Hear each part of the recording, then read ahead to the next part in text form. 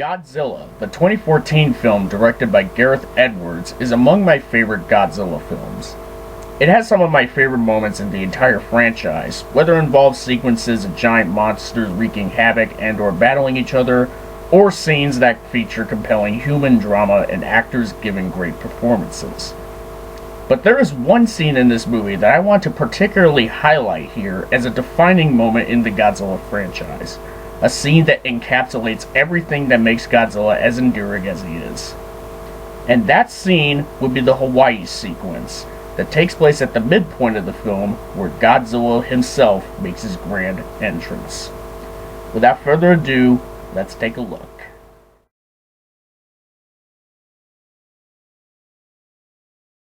The sequence starts when U.S. troops head into the Hawaiian wilderness near Honolulu to track down the male Muto, only to find it consuming nuclear missiles from a submarine that it snatched up from the sea. Then the Muto uses its electromagnetic abilities to fend off its attackers, which results in electrical power throughout the island to be cut off. The U.S. Navy, near the island, catches wind of what has occurred. However, they also find out that something else that's in the water is heading to Honolulu. Something huge. Dr. Shiro Serizawa, on an aircraft carrier, goes up to see for himself the thing that's coming and sees that it's none other than Godzilla. The scene plays out like Steven Spielberg's Jaws, where we only see parts and glimpses of the creature while it's underwater, building up the audience's anticipation for when the creature reveals itself in full glory.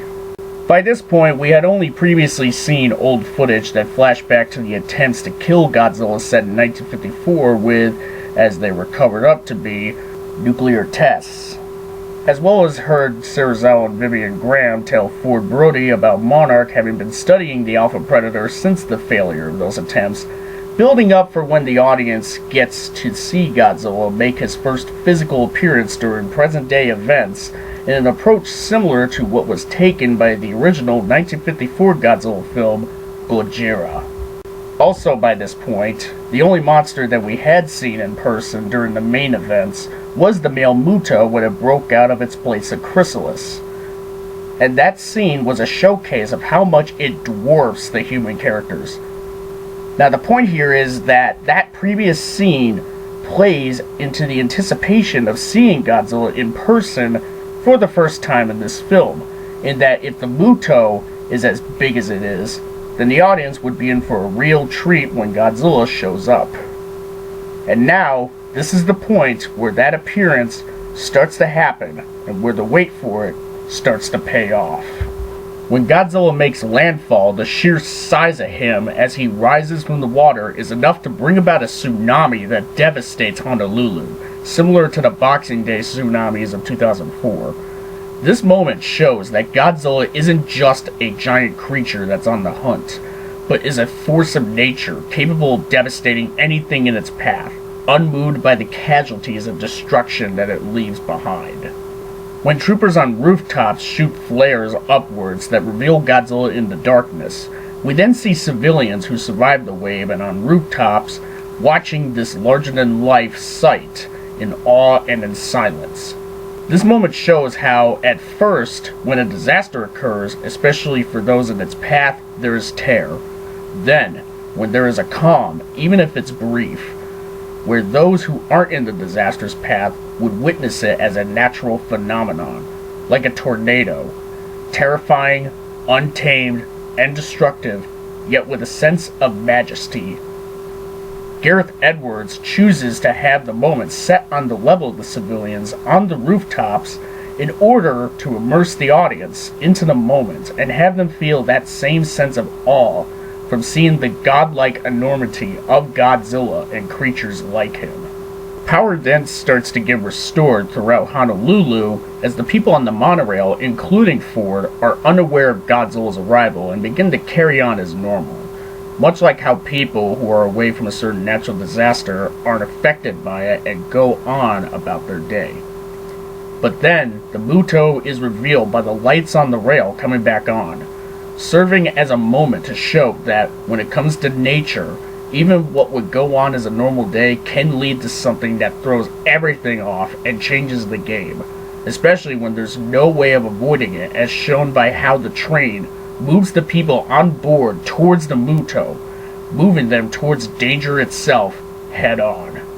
After the Muto attacks the monorail and begins to rampage through the airport, the military tries to intervene only for their attacks to be ineffective and for one of their helicopters to be hit by the Muto and crash into a set of airliners, causing a chain reaction of explosions and destruction throughout the airport and striking terror into people at a terminal in front of it all. The futile attempts to stop the Muto by the military, only for them to be severely countered, show that nature can never be contained, regardless of the very best of humanity's efforts, and that sometimes it is best to let nature take its course.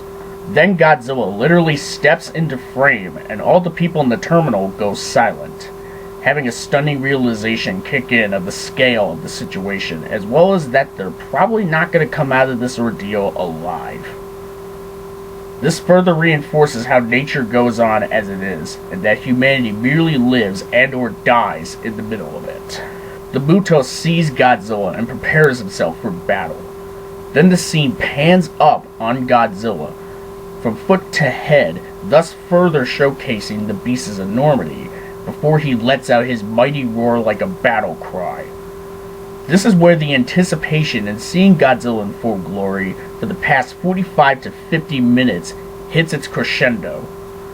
To say that I had chills seeing this for the first time in theaters would be a gross understatement because of how well done the build-up was, how well that build-up paid off, and because of how it resulted in this incarnation of Godzilla giving a great first impression in this movie. We then cut to Ford's son on a couch back to San Francisco, waking up and seeing the battle between Godzilla and the Muto take place via television, telling his mom and Ford's wife, Elle, about a dinosaur on TV. People have stated negatively that this deprived them of properly seeing some monster action. They considered it as teasing. To defend this, however, I say that it works because it further reinforces how detached people are from disasters if they aren't there at ground zero, witnessing and experiencing it firsthand. It even foreshadows for when such disaster will strike in San Francisco and for when Elle and her son experience firsthand being caught in the middle of the monster's affairs. This concludes the Hawaii sequence. In conclusion, I find the sequence in Hawaii in Godzilla 2014 to be a true encapsulation of not just the movie itself and its themes, but also the Godzilla franchise as a whole, as a collective.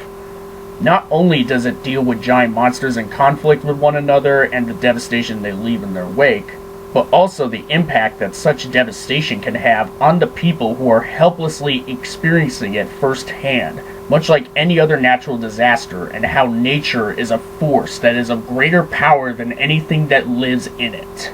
No matter if he's a giant lizard of unknown origin created by nuclear warfare, or if he's an ancient apex predator that happens to be immune to nukes, no matter if he's a destroyer or a defender, Godzilla is a representation of nature's capacity to bounce back should humanity abuse its place in the world. In the words of Dr. Serizawa in the film, the arrogance of man is thinking nature is in their control, and not the other way around. Let them fight. So that wraps up this video on One Monstrous Moment. I'd like to thank you all for watching, and I'd also like to give the Omni Viewer thanks for kickstarting this movement and for inspiring me to do this video. This was a fun video for me to do, especially as a fan of Godzilla, and here's to hoping for more great Godzilla movies with great moments in the future for all us fans to talk about and gush over. So, what is your favorite moment in Godzilla 2014, or in any Godzilla film for that matter, or heck, any monster movie? Let me know below, put a like this video if you liked it, subscribe to my channel if you want to see more, hit the bell down there for future notifications, and share this video. But until my next video, I will see you guys later. Long live the king.